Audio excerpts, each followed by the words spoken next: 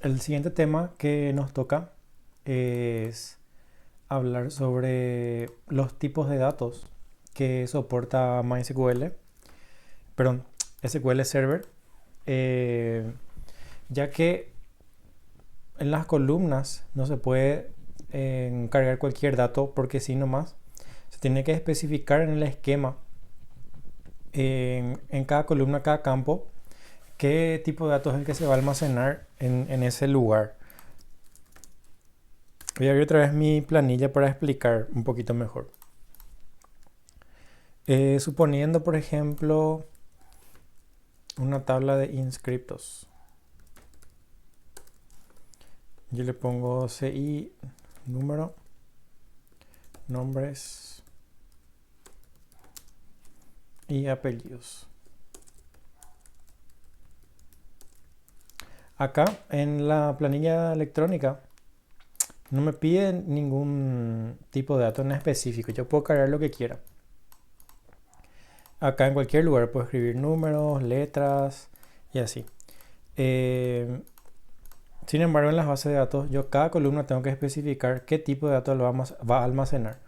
Por ejemplo, el número de cédula podría ser un tipo llamado numérico, por ejemplo, que va a guardar solamente números, por decir, no sé, 5 millones 111, por ejemplo. Entonces, como esta columna está configurada como tipo de datos numéricos, si yo intento guardar un hola acá, esto va a lanzar un error en la base de datos. Y es justamente para mantener, o el propósito del por qué se usa esto es para mantener lo que ya habíamos comentado en la clase anterior, cuando hablamos de los conceptos de las bases de datos relacionales, que es la integridad, ¿verdad? Mantener la correctitud de las bases de datos, ¿verdad? Esto se hace por tabla, cada columna se especifica su tipo de datos. Lo que vamos a comentar un poquito es sobre cuáles son los tipos de datos disponibles en SQL Server. Y hay varios, ¿verdad? Para distintos usos. Acá, por ejemplo, abrí una pequeña página donde nos resume, digamos, esos tipos de datos. Bueno, acá que nos dice, a qué se refiere tipo de dato, ¿verdad? Que define, dice, qué tipo de valor puede contener una columna, lo que ya estábamos comentando, ¿verdad? Datos enteros, caracteres, monetarios, fecha, hora, cadenas binarias, etc. Se requiere que cada columna en una tabla de una base de datos tenga un nombre, esto ya sabemos, y también un tipo de datos. Eso es lo nuevo que vamos a ver ahora. Un desarrollador de SQL dice debe decidir qué tipo de datos se almacenarán dentro de cada columna al crear una tabla, ¿verdad? Eso es, nosotros como diseñadores de base de datos, por ejemplo, tenemos que saber elegir el tipo de datos que vamos a colocarle a cada columna. El tipo de datos es una guía para que SQL entienda qué tipo de datos se espera dentro de una columna. Y es como una restricción también, ¿verdad? Para no colocar los datos que no corresponden en las columnas incorrectas, por ejemplo. Y también identifica cómo SQL interactuará con esos datos almacenados, ¿verdad? Dependiendo de los datos, del tipo de datos, hay ciertas operaciones y ciertas operaciones que se pueden hacer con esos datos, ¿verdad?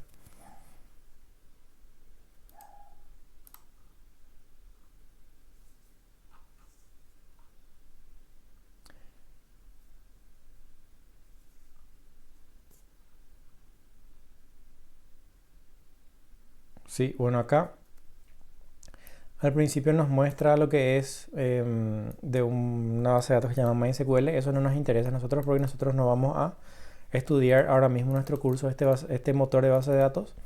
Y lo que nos interesa está más abajo donde dice tipos de datos de SQL Server. Eh, entonces se dividen en, acá nos vamos a centrar, ¿verdad? Sí, se dividen en grupos que son, por ejemplo, los tipos de datos de cadena, tipos de datos después numéricos, tipos de datos de fecha y otros, ¿verdad? Después tenemos, por ejemplo, lo que es Microsoft Access, que es otro proveedor de otro software de base de datos que tampoco no vamos a fijarnos en él. Lo que nos interesa es este apartado de SQL Server. Bien, vamos a ir mirando, ¿verdad? Y primeramente, ¿por qué? ¿A qué se refiere con cadena? ¿Qué significa? Si nosotros nos fijamos, bueno, en las palabras, en los textos, vamos a encontrar que son una serie de letras seguidas unas de otras, ¿verdad? Y a cada letra se le llama carácter. Entonces, así como las cadenas tienen las cadenas, voy a abrir un, un ratito las imágenes para explicar. Entonces, las cadenas tienen sus eslabones uno detrás de otro seguido, ahora pegado. Y las cadenas, a los textos se le llama o se le trata también así. Se le llama cadena, ¿por qué? Porque es una serie de letras o caracteres. Porque los caracteres no solamente son letras. Este espacio en blanco que está acá, la computadora le considera un carácter también, por ejemplo. Y también la coma, por ejemplo, le considera un carácter. El signo más le considera un carácter y así. Entonces una cadena es un texto, ¿verdad? Una serie de caracteres seguidos unos de otros. Entonces ahí, y entre ellos puede haber caracteres numéricos, caracteres de letras, del alfabeto y símbolos, por ejemplo. En fin. Siguiendo entonces, tipos de datos de cadena. El más básico es el llamado char, o eso sería el carácter simple. Y acá entre paréntesis dice n, que sería la cantidad de caracteres que va a almacenar, digamos que esa columna. Nosotros le podemos poner límites. Entonces, por ejemplo, acá en nombres, si yo le pongo en su tipo de dato char 2, no vamos a ponerle más. Este es el ejemplo, ¿verdad? Si yo le pongo char 5, yo voy a poder guardar Juan. ¿Por qué? Porque tiene ¿cuántas letras? 1, 2, 3, 4. Pero si quiero guardar, por ejemplo, por decir Antonio, ¿cuánto tiene? 1, 2, 3, 4, 5, 6, 7 tiene. Esto no se va a guardar y nos va a dar una advertencia, un error, ¿verdad? De que la columna solamente acepta 5 letras y nosotros queremos guardar uno que tiene 7, por ejemplo. Por eso se pone el número de caracteres entre paréntesis. Luego tenemos el varchar, que sería cadena de caracteres también, pero de ancho variable. Lo que pasa con estos dos tipos, la diferencia de estos dos tipos de datos es que el varchar es más eficiente en comparación con el char, porque el varchar solamente guarda en la memoria las letras que se están usando, ¿verdad? Por ejemplo, Juan. Vamos a poner el ejemplo de Juan otra vez. Con el char, por más de que mi texto que guardo en mi columna solamente tenga 1, 2, 3, 4 letras, él internamente almacena un espacio, o sea, un dato vacío para completar los 5. O sea, siempre completa los 5. Sin embargo, con el varchar solamente se almacena lo que se usa, ¿verdad? Por ejemplo, Juan.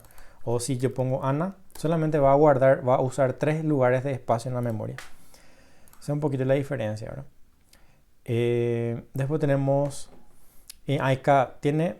cada uno tiene límite, ¿verdad? El char puede guardar como máximo 8000 caracteres.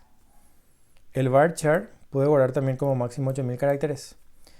Después hay bueno, sería el tamaño máximo. Hay otro tipo de datos.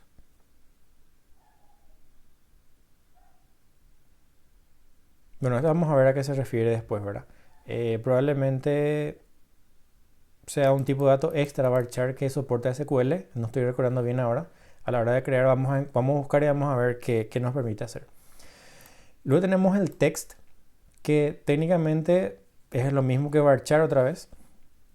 Pero como su nombre dice texto, permite guardar una cantidad mucho más grande de textos, ¿verdad?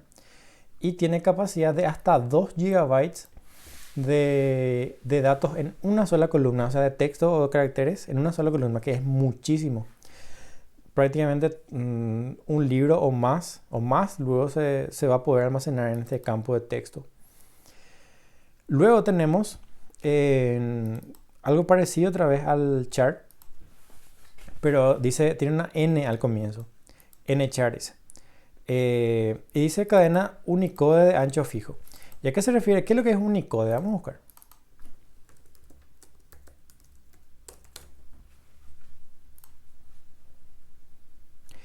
Dice que es un estándar de codificación de caracteres diseñado para facilitar el tratamiento informático de transmisión y visualización de textos numerosos de numerosos idiomas, disciplinas técnicas y además de textos de clásicos en lenguas muertas. Unicode es un estándar de codificación de letras, de caracteres, que soporta, como dice ahí, por ejemplo, o sea, tiene todos los idiomas y también, por ejemplo, los famosos emojis. Estoy abriendo, ¿verdad? Los emojis se almacenan en caracteres Unicode. Entonces yo en mi campo de texto, o por ejemplo las letras con acento o con símbolos especiales, símbolos matemáticos, por ejemplo. Si yo quiero guardar eso en mi columna, tengo que elegir nchar o nvarchar, ¿verdad? Por lo general se elige nomás ya luego porque es el que tiene más soporte. El char clásico no soporta, por ejemplo, esos tipos de datos, solamente letras normales. Y entonces nchar es parecido al char, pero con letras tipo Unicode, ¿verdad? O sea, soporta mayores símbolos o mayor cantidad de símbolos. Y el nvarchar la misma cosa, ¿verdad? Que el varchar. Solo que soporta, o sea, cadenas Unicode de hasta 4000 caracteres, ¿verdad? Es la mitad que el char. ¿Por qué? Porque en Unicode cada letra ocupa el doble de espacio que el char normal. Entonces, por eso la columna almacena menos caracteres.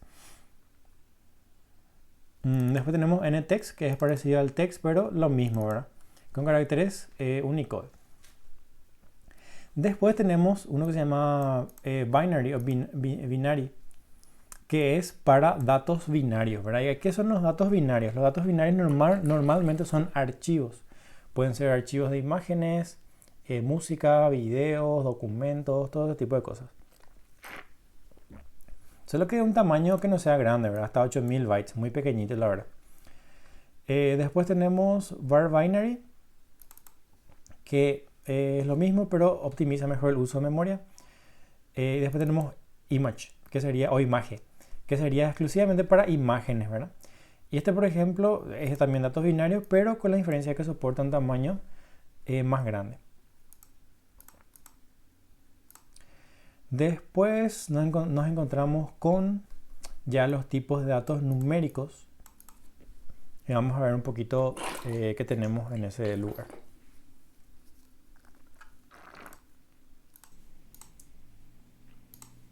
Bien, entonces empezamos. Primeramente tenemos el bit. El bit es la unidad básica de información realmente en el campo de la informática, realmente. Dije 2 veces realmente.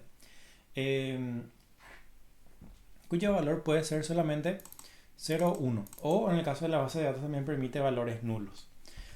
Nada más. Y esto normalmente se utiliza para almacenar valores lógicos, como por ejemplo falso y verdadero. Entonces, pues el 1 es verdadero y el 0 es falso, por ejemplo.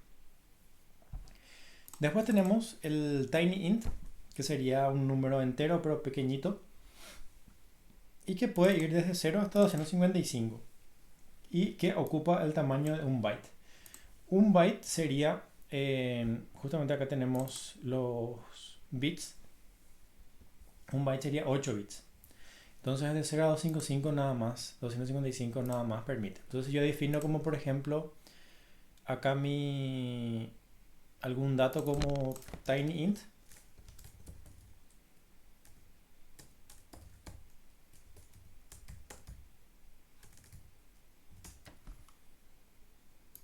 Por ejemplo ya no me va a funcionar, ¿verdad? Porque solamente hasta 255 puedo. O sea, de 5 millones ya es un número que excede por muchísimo el tipo de dato. O sea, acá me lanzaría un error si yo intento guardar eso.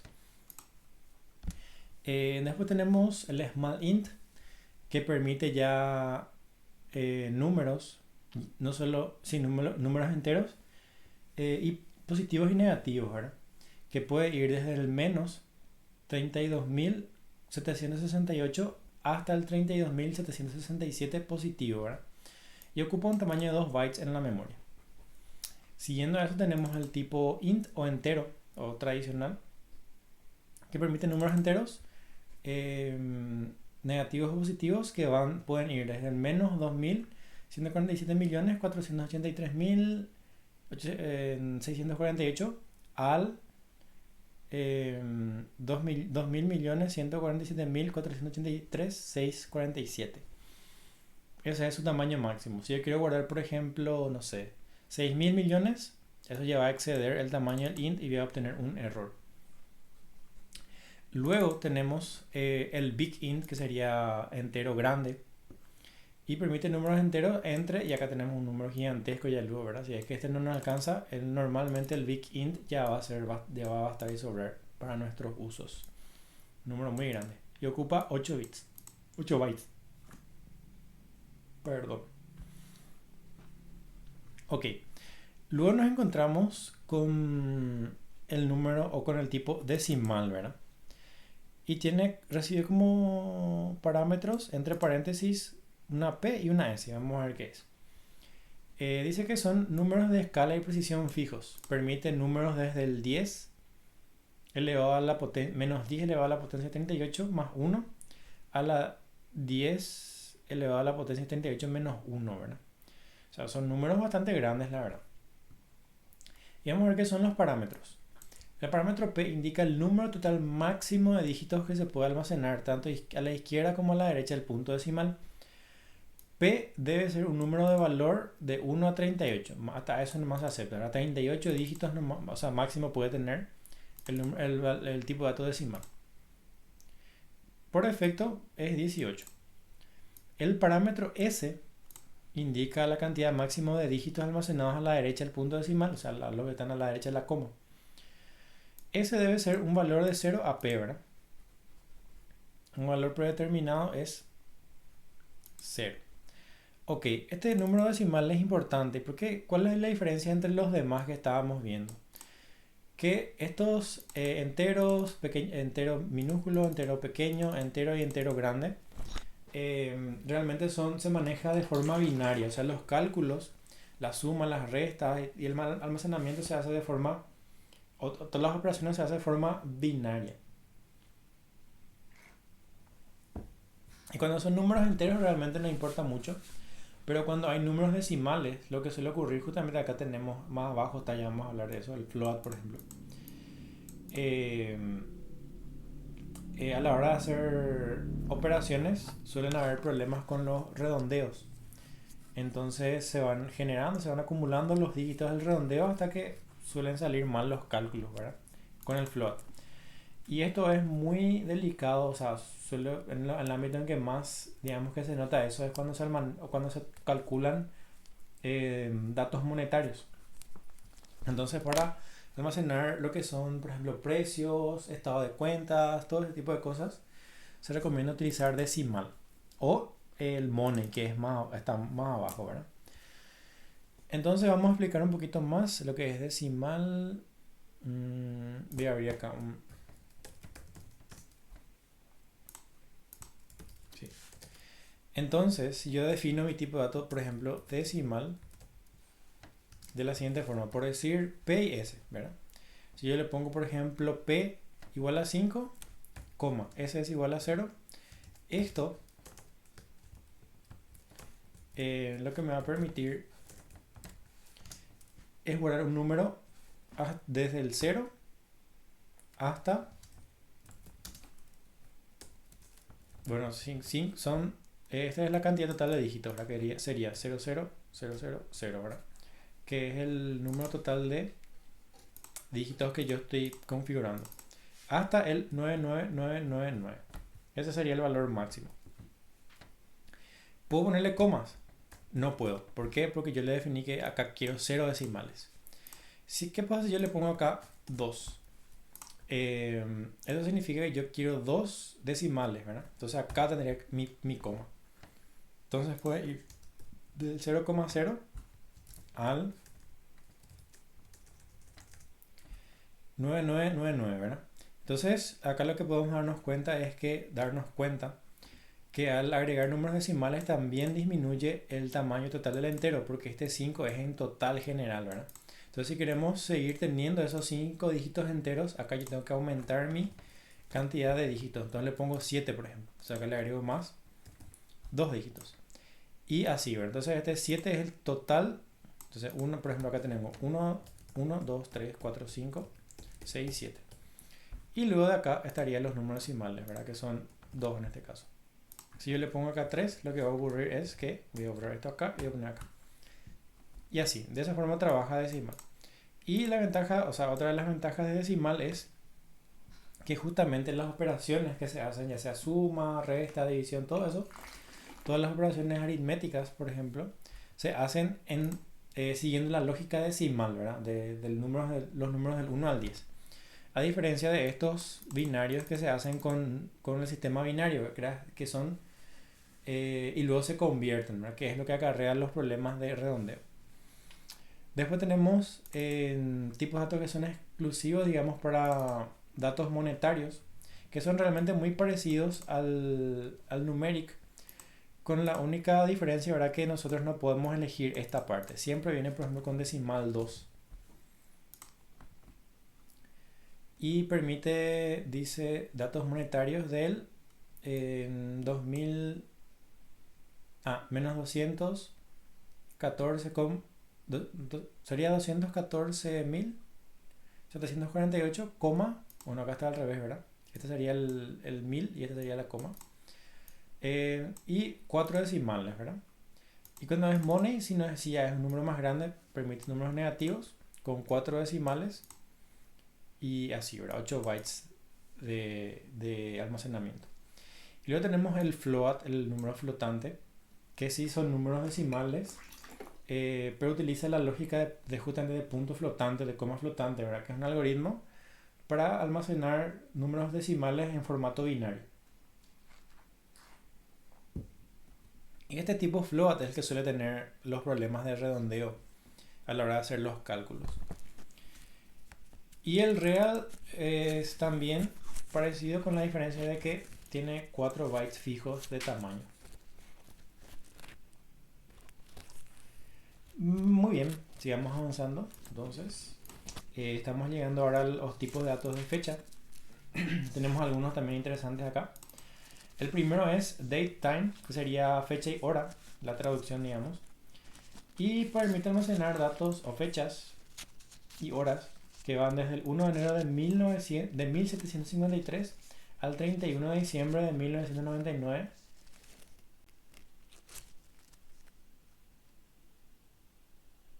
Bueno, creo que es incorrecto.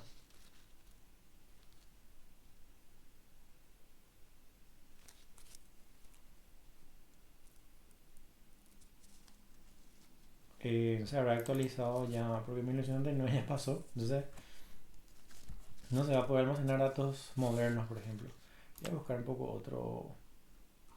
A ver si lo encuentro. Sobre la fecha.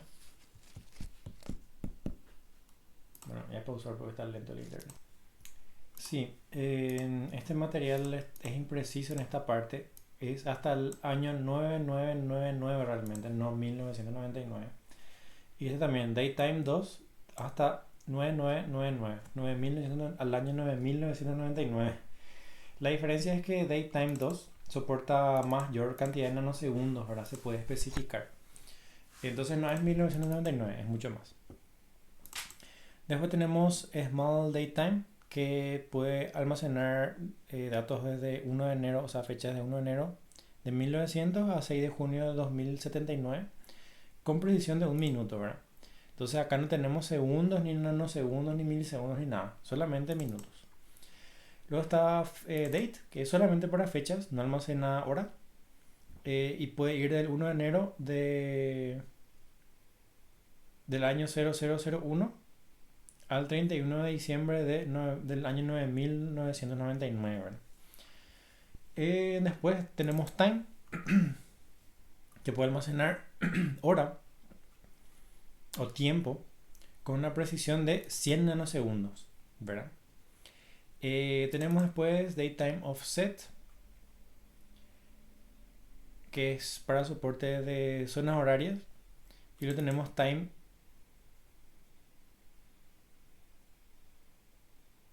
Después tenemos timestamp, que sería como marca de tiempo, ¿verdad? Esto es, dice que acá de uso especial para cada tabla, porque normalmente se usa datetime 2 para el almacenamiento de tiempo. Y acá nos dice que almacena un número único que se actualiza cada vez que se crea o modifica una fila. Es el timestamp, o sea, él automáticamente calcula ese valor. Y se basa, dice, en el tiempo de un reloj interno y no corresponde al tiempo real. Cada tabla puede tener una sola variable de marca de tiempo. Entonces esto es de uso interno de SQL Server, nosotros no podemos tocar. Y después tenemos algunas tipos de datos extras que son mucho menos utilizados. Tenemos por ejemplo el SQL Variant, Unique Identifier, o un identificador único, que sería un GUID, que es un número.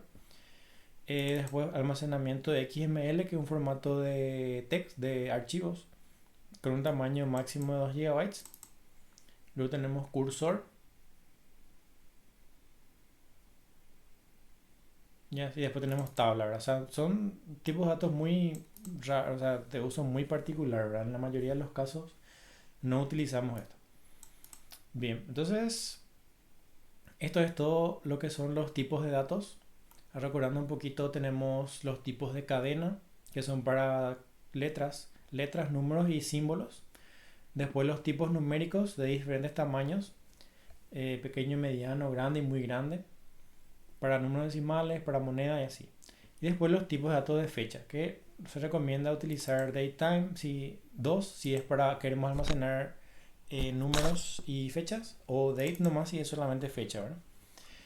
Y así. Entonces, esto fue, hasta acá llegamos con nuestra clase de hoy. En la siguiente ya vamos a hacer ya cosas más prácticas.